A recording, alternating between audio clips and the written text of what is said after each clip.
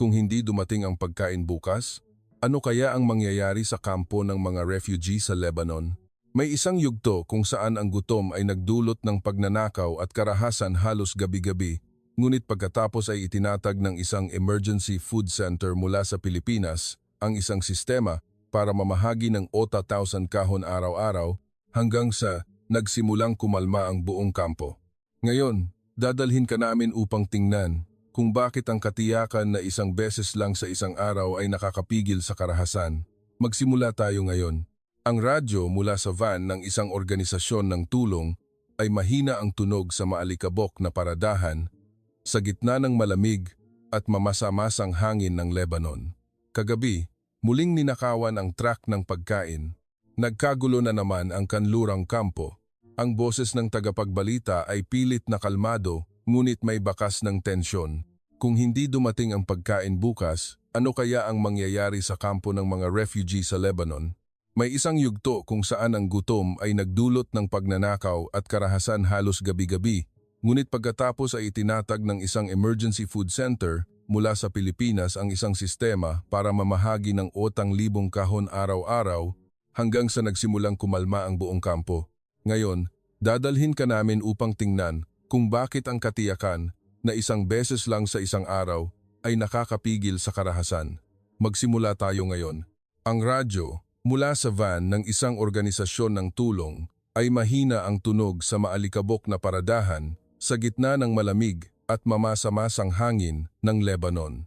Kagabi, muling ninakawan ang truck ng pagkain. Nagkagulo na naman ang kanlurang kampo. Ang boses ng tagapagbalita ay pilit na kalmado, ngunit may bakas ng tensyon. Inilapag ni Teniente Coronel Miguel Migs Reyes, ang coordinator ng pangkat ng Pilipinas, ang mga dokumento sa hood ng sasakyan. Sumasalamin ang headlamp sa bilang na nakasulat sa pulang ballpen, 80,000 kahon bawat araw. Huminga siya ng malalim at tumingin sa kanyang pangkat na nakapalibot mga sundalo, inhinyero, opisyal ng kalusugan at mga volunteer sa logistic mula sa iba't ibang ahensya. Hindi lang kami namimigay ng pagkain, narito kami upang putulin ang siklo ng gutom na nagtutulak sa mga tao na mag-agawan, magnakaw at maglaban. Sa kabilang dako ng isang lumang stadium na ginawa na ring pansamantalang kanlungan, tumutulong ang isang batang babae mula sa Lebanon na si Rana sa kanyang ina na humila ng balde ng tubig sa isang makipot na daanan. Napansin niya ang dalawang lalaki na nakatayo at nag-uusap ng malakas, parehong may hawak na maikling patpat. Sila ang mga taong dati nagtutulungan magtayo ng tolda, ngunit ngayon ay nagtitinginan sila na parang mga estranghero dahil sa bulong-bulungan na hindi magiging sapat ang pagkain. Kinabukasan ng umaga, isang tahimik ngunit matatag na prosesyon ng mga puting truck na may sticker ng watawat ng Pilipinas ang pumasok. Pagkabukas ng likurang pinto, kumalat ang amoy ng bagong lutong bigas at delatang pagkain. Ang mga tao sa kampo ay nagsimulang dumagsa, nagsama-sama sa isang malaking grupo nang walang nag-aanyaya. Nagsimulang marinig ang mga bulong. Totoo bang nandito na ang mga Pilipino? Gaano sila katagal? Ilang kahon ang ipamamahagi nila?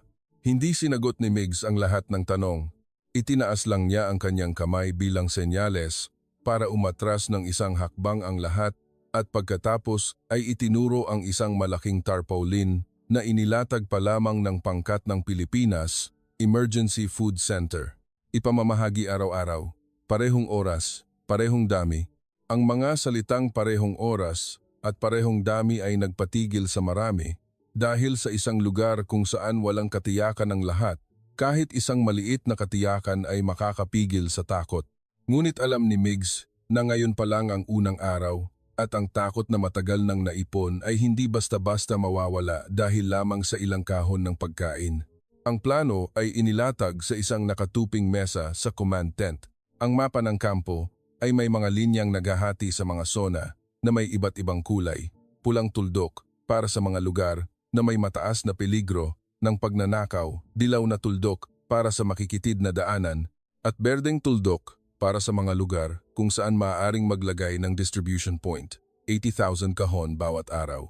Kung kahit isang araw ay makaligtaan, babalik ang gulat, sabi ni Beb.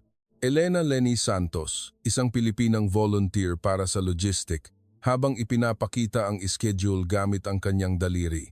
Kailangan nating gawin ang pamamahagi na parang bus. Alam ng mga tao kung kailan ito darating. Nagsimulang itatag ng pangkat ng Pilipinas ang Emergency Food Center sa stadium gamit ang mga shipping container bilang pansamantalang imbakan. Naglagay sila ng bakod para sa iisang pasukan at labasan upang maiwasan ang kaguluhan. Humingi si Migs ng kooperasyon sa mga lider ng komunidad sa kampo upang pumili ng mga volunteer na mangangasiwa ng pila mula sa mga residente ng kampo mismo dahil walang sinuman ang mas nakakakilala sa wika at damdamin ng mga lokal kaysa sa mga lokal. Naimbitahan si Rana na maging isa sa mga volunteer sa pila. Binigyan siya ng asul na armband at ID card na may nakasulat na pangalan niya sa Arabic at Ingles. Hindi niya inakala na makakatrabaho niya ang mga dayuhan. Ngunit nang makita niya ang pangkat ng Pilipinas na tahimik na nagtatrabaho at hindi gaanong nagsasalita, nagsimula siyang makaramdam ng pag-asa. Kinabukasan ng hapon, lumitaw ang bagong bulong-bulungan.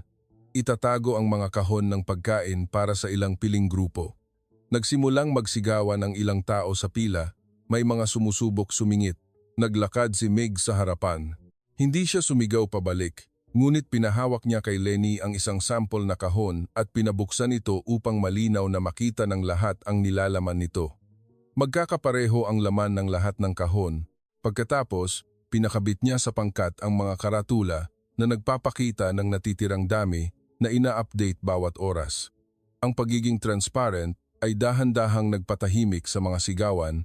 Napansin ni Rana na kapag nakikita ng mga tao ang tunay na bilang ng natitira, bumababa agad ang takot na sila ay hindi makakakuha. Ngunit paglubog ng araw, nagkaroon ng kaguluhan sa dulo ng kampo. Isang grupo ng mga kabataan ang sumubok magnakaw ng pagkain mula sa pickup truck ng ibang organisasyon sa pag-aakalang hindi ito magiging sapat. Nakatanggap si Migs ng ulat at mahigpit na kinuyom ang kanyang kamao. Kailangan nating makarating doon bago pa man makarating doon ang takot, sabi niya sa pangkat ng buong pagpapasiya. Bukas, magdagdag pa ng 2 maliit na distribution point. Ang Emergency Food Center ay hindi lamang tungkol sa mga kahon ng pagkain, kundi ito ay isang pangako na bukas ay hindi sila iiwan na gutom hanggang sa magsakitan sila. Kinabukasan ng umaga, pumasok ang sikat ng araw sa tela ng mga tolda. Nagsimulang pumila ang mga tao bago pa man sumikat ang araw. Nakaposisyon si Rana kasama ang lubid na panangga. Naaalala niya na dati, ang pila sa pagkain ay madalas nauuwi sa pag-aaway dahil natatakot ang lahat na maubusan bago pa man sila makarating. Ngayon, nagdagdag ang pangkat ng Pilipinas ng bagong sistema, pila ayon sa pamilya, plus may kulay na card ayon sa zona. Bawat zona ay may iba't ibang oras ng pagkuha upang mabawasan ang siksikan. Pinapahayag ni Mig sa mga residente ng kampo gamit ang maliliit na loudspeaker sa wikang Arabic, Zone 3, pumila sa kaliwa.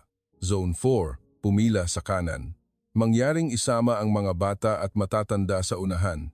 May isang lalaki na nagngangalang Said na nakatayo, nakahalukip-kip at may pagdududa sa mukha. Dati siyang truck driver bago ang digmaan at minsan nang ninakawan ng pagkain sa harap ng kanyang mga anak.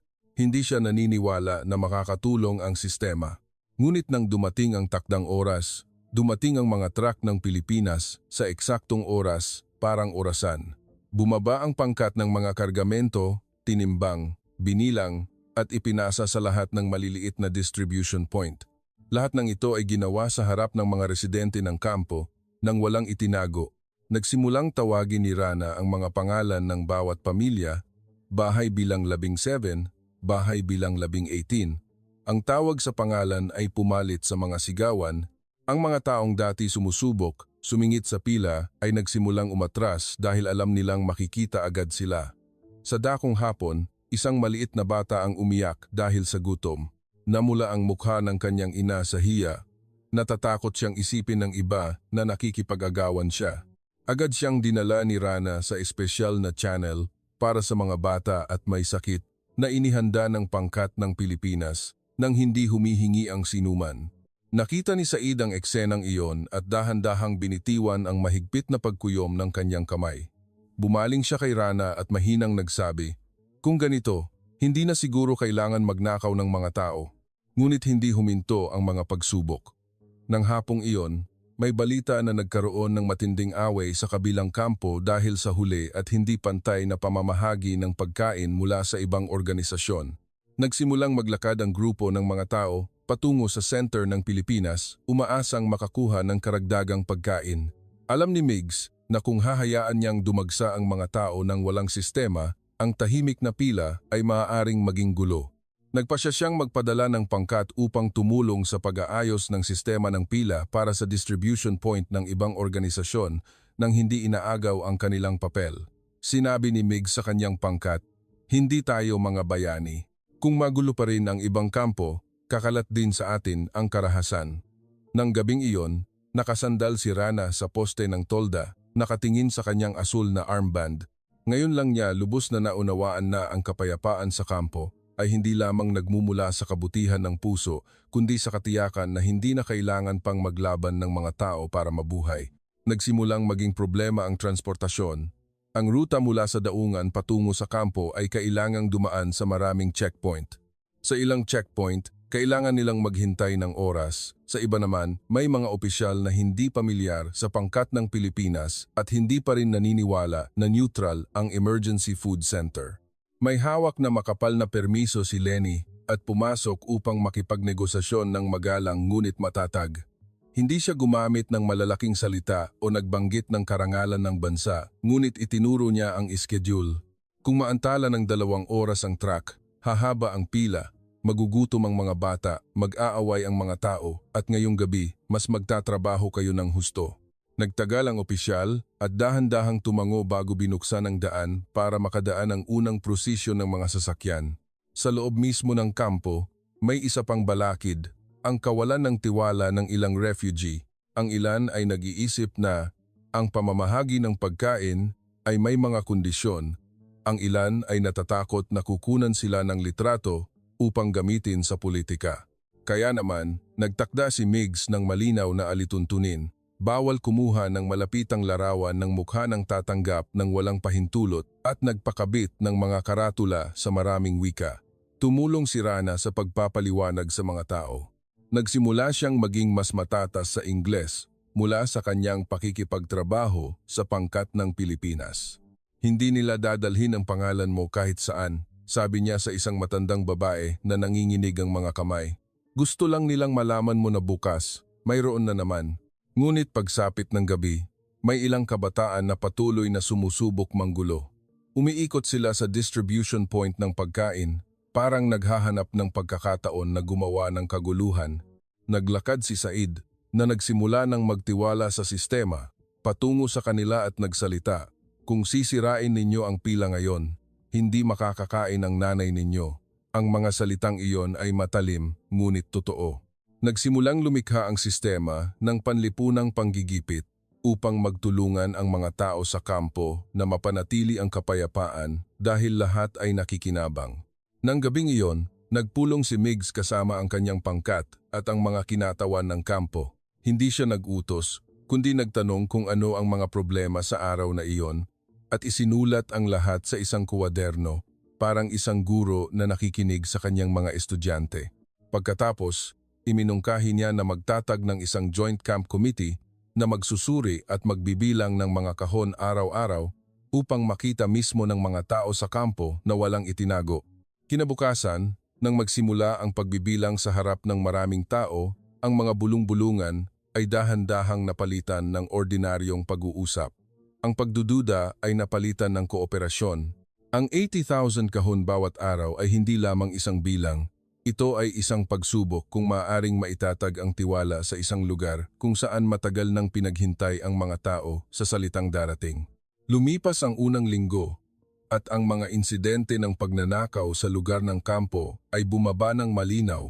Mula sa halos gabi-gabing pag-aaway, naging mas madalas na marinig ang tawanan ng mga bata na naglalaro sa makikitid na daanan. Nagulat ang medical unit ng kampo na nabawasan ang bilang ng mga nasugatan mula sa suntukan dahil sa pag-aagawan ng pagkain. At ang mahalaga, nagsimulang makontrol ng maayos ang kondisyon ng mga pasyenteng may diabetes at alta presyon dahil nakakakuha sila ng pagkain sa tamang oras at hindi na kailangan pang magutom at kumain ng marami ng sabay-sabay. Hindi lang basta na mahagi ng mga kahon ang pangkat ng Pilipinas, kundi nagsimula rin silang magpasok ng maliliit na bagay na nakakatulong sa mga tao na mabuhay ng maayos, mga sachet ng oral rehydration salts para sa mga bata, mga polyeto tungkol sa ligtas na pagpapakulo at pag-iimbak ng tubig, at isang anonymous na kahon ng reklamo. Sira na ang nangongolekta ng mga kahon ng reklamo. Nakakita siya ng maraming maiikling mensahe. Salamat at hindi ninyo kami sinisigawan. Salamat at pinahintulutan ninyo ang mga matatanda na mauna. At may isang mensahe na nagpatigil sa kanya ng matagal. Dati, naisip kong magnakaw dahil gutom ang aking mga anak. Ngayon, hindi ko na kailangan gawin iyon. Nagsimulang tumulong si Said sa pangkat ng Pilipinas. Nag-volunteer siyang magmaneho ng maliliit na sasakyan para maghatid ng pagkain sa mga distribution point dahil siya ang pinakamahusay na nakakakilala sa mga ruta sa kampo. Isang araw, sinabi niya kay Migs na ang pagkakaroon ng pagkain araw-araw ay nagpapaisip sa mga tao ng ibang bagay tulad ng paghahanap ng trabaho, pag-aayos ng tolda o pagpapaaral sa kanilang mga anak. Ngunit ang kapayapaan ay hindi dumating nang walang pagtutol. Ang maliliit na impluwensyal na grupo na dati nakikinabang sa pagbebenta ng pagkain sa mataas na presyo ay nagsimulang hindi masaya. Dahil sa pagdating ng pagkain araw-araw, bumagsak ang presyo sa black market. Sinubukan nilang magpakalat ng balita na hindi maganda ang kalidad ng pagkain ng Pilipinas. Hindi sumagot si Migs sa pamamagitan ng salita. Nagbukas siya ng mga taste test, inimbitahan ang mga kinatawan ng kampo na tikman bago tanggapin, at inimbitahan din sila na suriin ang expiry date ng bawat batch. Nang makita ng mga tao ang ebidensya mismo, tumahimik ang mga bulong-bulungan. Isang gabi, umulan ng malakas. Pumasok ang tubig sa mga daanan kaya nabasa ang maraming tolda. Nagsimulang magpanik muli ang mga tao dahil kapag umuulan, maaaring masira ang mga ruta ng transportasyon at kung hindi dumating ang pagkain, babalik ang takot. Nakatayo si Migs, nakatingin sa ulan, at nagsalita lamang ng isang pangungusap sa kanyang pangkat. Bukas, kailangan itong dumating pa rin. Buong gabi, nagtrabaho ang pangkat ng Pilipinas upang ilipat ang mga supply sa mas mataas na lugar, naglagay ng mga waterproof na paleta, nagplano ng mga alternatibong ruta, at humingi ng tulong sa mga residente ng kampo na maglatag ng mga kahoy na tabla para gawing daanan. Kinabukasan ng umaga, dumating nga ang mga truck, kahit na maputik ang mga gulong, ngunit ang oras ng dating ay eksakto pa rin. Mahina ang palakpakan ng mga tao sa kampo, hindi dahil ang pagkain ang pinakamasarap, kundi dahil nanatili ang pangako. Ang karahasan sa kampo ay nagsimulang humupa, hindi dahil bigla na lang naging mabuti ang mga tao, kundi dahil hindi na sila pinipilit ng gutom na magsakitan para mabuhay. Ang pamamahagi mula sa isang punto ay hindi na sapat, dahil sa dami ng tao, naging pabigat ang pagpunta upang kumuha ng pagkain, lalo na para sa mga matatanda at mga inang may maliliit na anak. Kaya nag-utos si Migs na magtayo ng karagdagang 4 na maliit na distribution point na nakakalat sa mga zonang may mataas na peligro. Gumamit ang pangkat ng Pilipinas ng simpleng prinsipyo. Malapit sa pinagmumulan ng tubig, malapit sa fire exit, at hindi katabi ng mga lugar na pinagtatalunan ng iba't ibang grupo. Tumulong sina Rana at Said sa pagpili ng mga punto at nagmungkahi ng mga ruta na maaaring lakarin ng mga tao nang hindi kailangang dumaan sa madidilim na lugar. Nang magsimulang gumana ang mga distribution point, ang agad na nagbago ay ang tunog sa kampo. Mula sa dating ingay ng mga tao na tumatakbo sa isang punto lamang, naging nagkakalat na lakaran, wala nang nakakatakot na alon ng tao tulad ng dati. Gumawa si Lenny ng isang rotating schedule para sa paghahatid ng mga kargamento, iikot ang maliliit na truck para maghatid sa bawat subpoint upang makakuha ng supply ang bawat punto bago maubusan, at kung may isang punto na sobrang dami ng tao, agad silang makakapagdagdag ng tulong. Ngunit ang pamamahagi ay kailangan pa ring bantayan para maiwasan ang korupsyon. Kaya nagtalaga si Migs ng 2 inspektor sa bawat punto, isang Pilipino at isang residente ng kampo, upang magtulungan sa pagbibilang at pumirma sa isang pangalan. Ang sistemang ito ay nagparamdam sa mga tao sa kampo na hindi lang sila tatanggap kundi sila rin ay katuwang sa pagbabantay. Isang araw, muntik nang magkaroon ng engkwentro sa subpoint ng Zone 5 dahil may isang grupo ng mga tao na sumusubok na kumuha ng pagkain para ibenta. Sinasabi nilang sila ang kinatawan ng komunidad. Naglakad si Said at tumayo sa gitna. Hindi siya gumamit ng lakas, kundi tinawag niya ang mga tao sa paligid upang maging saksi at itinuro ang alituntunin na nakakabit. One pamilya, one set, kasama ang listahan ng mga pangalan upang makita kung sino na ang nakatanggap. Nang mabunyag ang lahat sa harap ng maraming tao, kusa silang umatras dahil alam nilang kahit gumamit sila ng lakas, tututulan sila ng komunidad sa kampo. Nang gabing iyon, nakaupo si Rana at nagsusulat sa isang kwaderno na ipinamahagi ng pangkat ng Pilipinas sa mga bata upang magsanay magsulat. Isinulat niya, "Ngayon, walang nag-away dahil sa pagkain." Isang maikling pangungusap, ngunit ito ay isang tagumpay na maaaring hindi maunawaan ng mga tagalabas. Nakatayo si Migs, pinagmamasdan ang mga ilaw sa kampo na nagsisimulang mamatay ng isa-isa. Alam niya na ang kapayapaan ay hindi nagmumula sa pamimilit, kundi sa pag-alis ng takot ng mga tao sa kinabukasan. At kapag sabay-sabay huminga ang buong kampo, wala nang lugar ang karahasan gaya ng dati. Napansin ng pangkat ng Pilipinas na kahit nakakakuha ng pagkain ng mga tao, may ilan pa rin ang hindi naglakas loob tumanggap dahil sa hiya, lalo na ang mga lalaki na dating haligi ng pamilya. Itinuturing nilang pagsuko ang pagpila. Kaya, binago ni Migs ang paraan ng komunikasyon. Pinabago niya ang salita mula sa tulong o pamamahagi sa karapatan at pinakabit ang mga karatula na nagsasaad na lahat ay may pantay na karapatan, walang sinuman ang mas mababa kaysa sa iba. Isinalin ni Rana ang mensahe sa Arabic gamit ang mga salita na hindi nakakababa ng loob. Bukod dito, nag-organisa ang pangkat ng Pilipinas ng espesyal na channel para sa mga nagtatrabaho sa kampo, tulad ng mga nangongolekta ng basura, mga nag-aayos ng tolda at mga volunteer na guro upang mas mabilis silang makakuha ng pagkain at hindi na kailangan pang sayangin ang kanilang oras sa trabaho. Nakita ng buong kampo na ang paggawa ng kapaki-pakinabang ay kinikilala. Si Said, na dati ayaw pumila, ngayon ay siya na ang nagsasabi sa iba, "Sige na, ito ang karapatan mo, hindi isang pakiusap." Ngunit ang dignidad ay nasubok din nang may isang grupo ng mga bata ang nagnakaw ng mga kahon ng pagkain mula sa pansamantalang imbakan. Ang mga batang iyon ay hindi masama. Natatakot lamang sila na hindi maging sapat ang pagkain para sa kanilang mga kapatid. Sa halip na tawagin ang pulisya ng kampo, hiniling ni Migs kay Rana na kausapin ang mga bata ng mahinahon.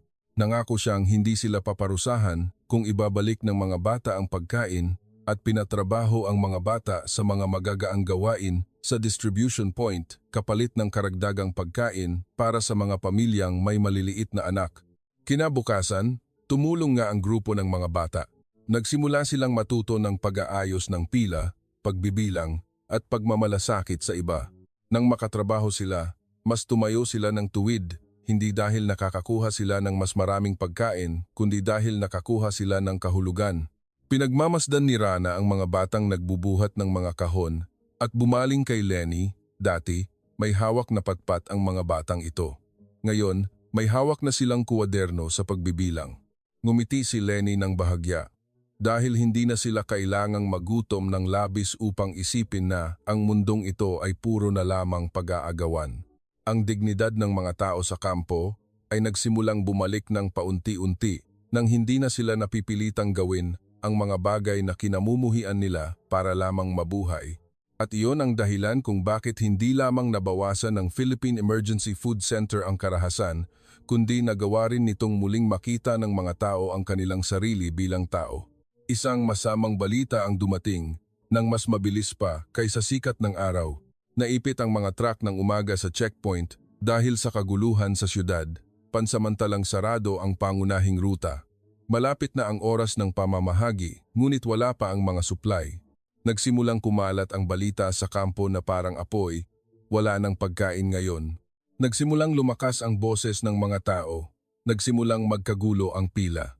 Bagaman wala pang nag-aaway, unti-unting nabubuo ang gulat. Agad na nagpatawag si Migs ng emergency meeting. Nag-utos siya na buksan ang 1 araw na reserbang imbakan na inihanda ng pangkat ng Pilipinas mula pa sa simula nang hindi inaanunsyo dahil alam niyang ang pag-anunsyo ng reserbang imbakan ay maaaring maging dahilan upang magagawan ang mga tao. Pinahagya niya si Rana na mag-anunsyo sa loudspeaker. Ngayon, ang pamamahagi ay tulad ng dati, maaaring bahagyang maantala, ngunit bawat pamilya ay makakatanggap. Ang mga salitang bawat pamilya ay makakatanggap ay nagpatigil sa mga tao upang makinig. 2 beses itong inulit ni Rana sa malinaw na boses. Nagsimulang magbuhat ang pangkat ng Pilipinas ng mga kahon mula sa reserbang imbakan kahit alam nilang kung gagamitin nila ito at hindi dumating ang mga truck kinabukasan, mas mahirap ang sitwasyon. Ngunit pinili ni Migs na panatilihin ang tiwala ngayon. Dahil kung gumuho ang tiwala, mas mabilis na babalik ang karahasan kaysa sa mga truck. Nag-volunteer si Said na magmaneho ng maliit na sasakyan upang galugarin ang alternatibong ruta. Tumawag siya pabalik at sinabing may daan na dumadaan sa lugar ng industriya, ngunit kailangan ng maliliit na sasakyan, hindi malalaki. Kaya nagpasya si Migs na hatiin ang kargamento. Pinahinto niya ang malalaking truck sa isang ligtas na lugar at gumamit ng maraming maliliit na sasakyan upang unti-unting kunin ang mga supply. Ito ay naging parang isang prosesyon ng mga langgam na mas mabilis at mas flexible. Nang dumating ang unang maliit na truck sa kampo, mahina ang palakpakan ng mga tao hindi dahil sa isang malaking tagumpay, kundi dahil nakita nila mismo na hindi hinayaan ng pangkat ng Pilipinas na mawala ang pangako sa saradong daan. Nang gabing iyon, walang pagnanakaw, walang ingay ng pag-aaway, kundi ingay lamang ng mga tao na nag-uusap tungkol sa bagong ruta at kung paano magtutulungan kung may emergency muli. Bumalik si Migs sa command tent, pagod na pagod at hindi na makapagsalita. Inabutan siya ni Lenny ng tubig at nagsalita ng maikli. Ang kapayapaan sa kampo ay marupok, ngunit napapanatili natin ito sa pamamagitan ng paghahanda. Ang Emergency Food Center ay nakapasa sa isang malaking pagsubok at ang tiwala na binuo sa loob ng maraming araw ay naging isang tunay na kalasag laban sa karahasan. Pagkatapos ng insidente sa checkpoint, nagsimulang magbago ang papel ng pangkat ng Pilipinas mula sa pagiging tagapamahala ng lahat tungo sa pagiging taga-suporta upang ang kampo ang mismo ang mamahala dahil alam nilang ang patuloy na pag-asa sa labas ay hindi ang solusyon. Inimbitahan ni Migs ang mga kinatawan ng kampo na magtrabaho ng magkasama sa isang maliit na silid na dating silid ng mga atleta. Hinati niya ang pangkat sa Departamento ng Imbakan, Pila, Komunikasyon at Reklamo na may mga residente ng kampo bilang co-head. Si Rana ang napili bilang assistant head ng Departamento ng Komunikasyon. Gumawa siya ng mga karatula sa Arabic na mas madaling basahin, gumamit ng mga salita na hindi nakakababa ng loob at ikinabit ang mga ito sa iba't ibang punto hanggang sa nagsimulang sumunod ang mga tao nang hindi na kailangan pang may nakatayo at nagbabantay. Si Said ay naging head ng Departamento ng Ruta. Nagplano siya ng mga alternatibong ruta para sa maliliit na sasakyan at tinuruan ng mga kabataan sa kampo na maging staff na magbubukas ng daan at tutulong sa mga matatanda na makatawid sa putik. Isang bagay na nagparamdam sa mga tao sa kampo na mahalin ang food center na ito ay hindi ang dami ng pagkain, kundi ang pakiramdam na sila ay may pagmamay-ari sa sistema. Siyempre, may mga problema pa rin. Minsan, may mga taong sumusubok gumamit ng peking ID card. Minsan, may mga tagalabas ng kampo na sumusubok sumingit. Ngunit dahil may sariling pangkat ang kampo na namamahala, mas mabilis at mas maayos nilang nalutas ang mga problema dahil magkakakilala sila. Isang araw, isang lalaki na nasa edad na at dating tumutol ang lumapit kay Migs. Yumuko siya at nagsabi, "Humihingi po ako ng tawad kung inakala ko dati na para sa sarili ninyong interes kayo narito. Ngayon, nakita ko na narito kayo para tulungan kaming tumayo sa sarili naming mga paa." Umiling si Migs, "Hindi mo kailangang humingi ng tawad. Pinoprotektahan mo lang ang iyong pamilya." Ang sagot na iyon ay nagpadaloy ng luha sa mata ng lalaki dahil matagal na niyang hindi naramdaman na naiintindihan siya ng ganoon. Nang gabing iyon, nagkaroon ng maliit na pulong ang kampo sa ilalim ng isang ilaw. Bawat kinatawan ng departamento ay nag-ulat ng mga numero ng pamamahagi at mga problemang kinaharap. Walang sigawan o pagsisisi, kundi mga mungkahi lamang para sa solusyon. Pinagmamasdan ni Rana ang eksenang iyon at naaalala ang unang gabi kung saan mahigpit ang hawak ng mga tao sa patpat. Ngayon, marami sa kanilang mga kamay ang may hawak na bolpen. Ang kooperasyon na nabuo ay hindi lubos na nag-alis ng pagdurusa, ngunit pinatigil nito ang mga tao sa kampo na saktan ang kanilang sarili.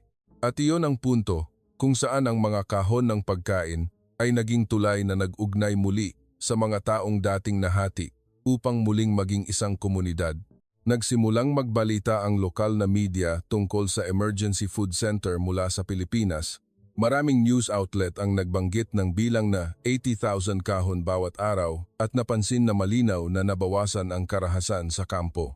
Ngunit pinayuhan ni Migs ang kanyang pangkat na huwag hayaang ang mga balita ay maging dahilan para maging mayabang sila dahil ang pinakamarubrob na bagay ay ang damdamin ng mga refugee kung sila ay gagawing larawan sa halip na tao. Kaya nagtatag siya ng isang interview area na hindi sa pilitan at pinagbawalan ang mga reporter na kumuha ng litrato sa pila ng pagkain ng walang pahintulot. Tumulong si Rana bilang interpreter para sa mga taong gustong magsalita at tumanggi para sa mga ayaw magsalita. Ang pinakapinagmamalaki ng Pilipinas ay ang katahimikan sa gabi.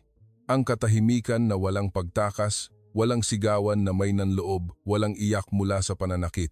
Isang araw, nag-ulat ang doktor ng kampo na patuloy na nababawasan ang bilang ng mga nasugatan mula sa mga away at mas marami na ang mga bata na bumabalik sa pansamantalang lugar ng pag-aaral dahil hindi na kailangan pang gugulin ng kanilang mga magulang ang buong araw sa pagpila ng walang sistema.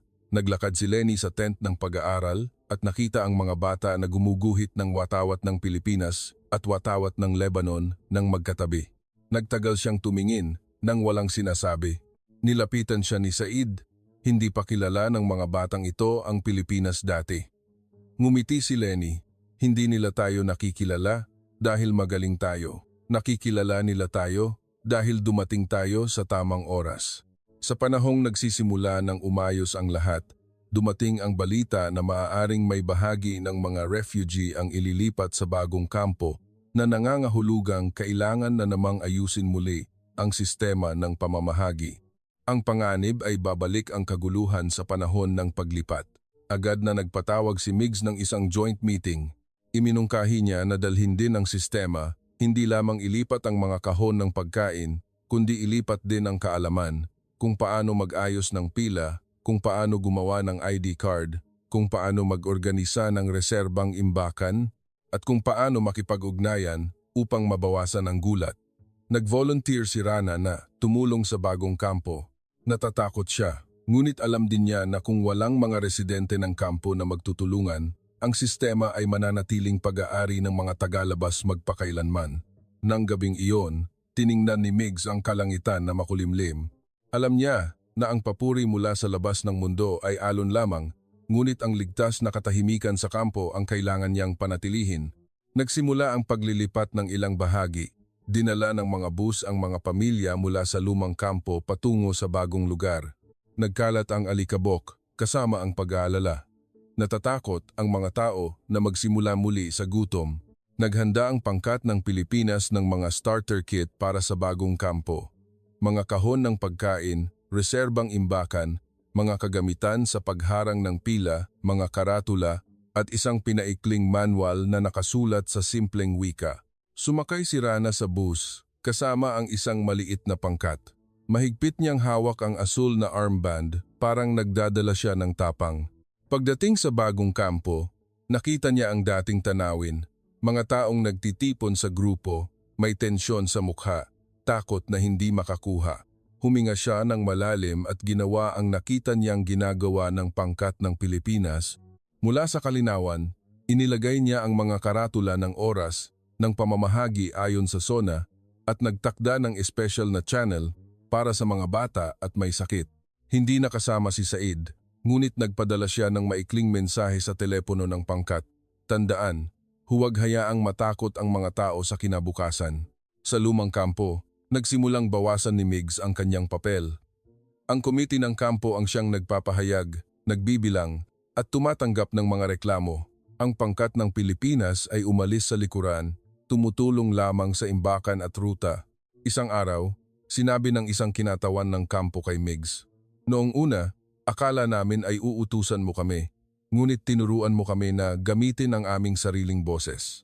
Tumango si Migs, "Dahil isang araw, kailangan naming umuwi, ngunit kailangan ninyong manatili."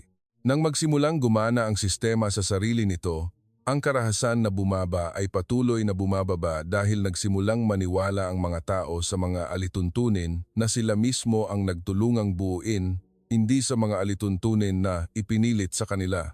Tumawag si Rana upang mag-ulat na nagsimulang kumalma ang bagong kampo. Bagaman may pag-aalala pa rin, wala nang pag-aaway tulad ng unang araw. Nagsalita siya ng nanginginig ang boses. Gumagana talaga, parehong sistema.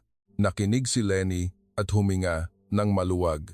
Tiningnan niya ang mga kahon ng pagkain na nakatumpok na parang bundok at naisip na ang bilang na watintawan ay hindi kalakihan ng isang tao, kundi ito ay ang maliit, paulit-ulit na pagtatrabaho araw-araw hanggang sa bumalik ang pag-asa.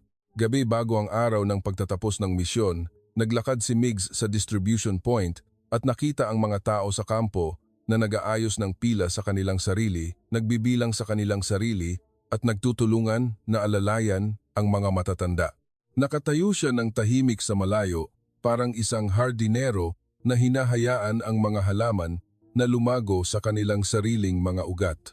Nagsimula ang Emergency Food Center na may watawat ng Pilipinas, ngunit ngayon ito ay tunay na pag-aari ng lahat ng narito. Huling araw ng unang misyon, napakalamig ng panahon na ang hininga ay nagiging usok. Nagsagawa ang pangkat ng Pilipinas ng isang concluding meeting kasama ang komite ng kampo. Ang mga numero ay nakasulat sa pisara. Dami ng ipinamamahagi bawat araw, tagumpay ng mga sub-distribution point, nabawasang bilang ng mga insidente ng away, pagiging epektibo, kasiyahan, at mga mungkahi para sa pagpapabuti. Walang nabanggit tungkol sa kalakihan, kundi tungkol lamang sa pagpapatuloy dahil alam ng lahat na kung mawala ang pagpapatuloy, mabilis na babalik ang takot.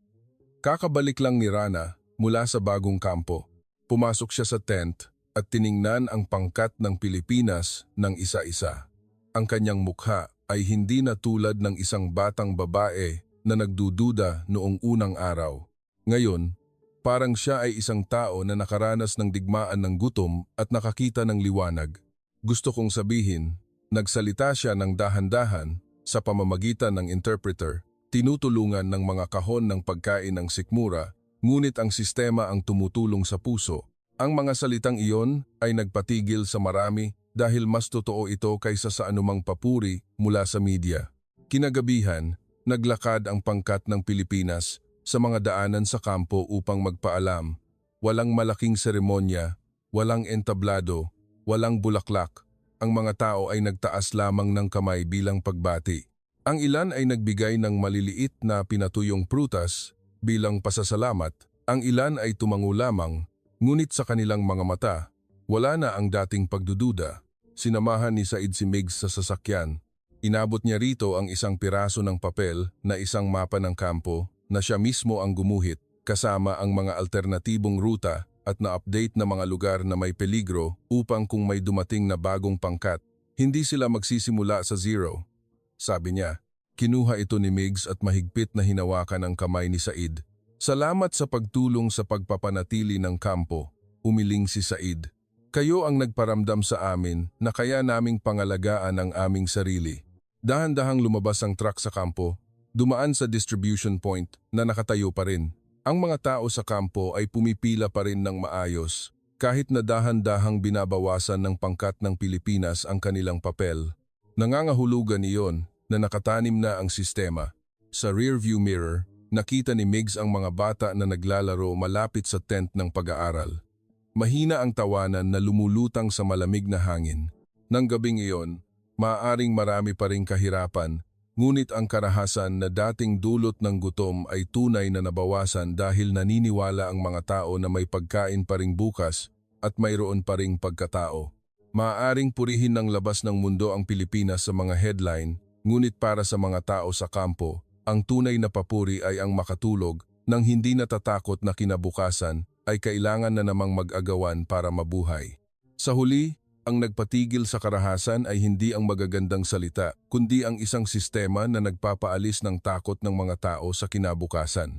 Kung gusto mong mapanood ang susunod na yugto ng ganitong uri ng misyon ng tulong, i-like at i-follow at i-type ang Pilipinas tumutulong sa mundo sa ilalim ng video. Magkita-kita tayo sa susunod na yugto.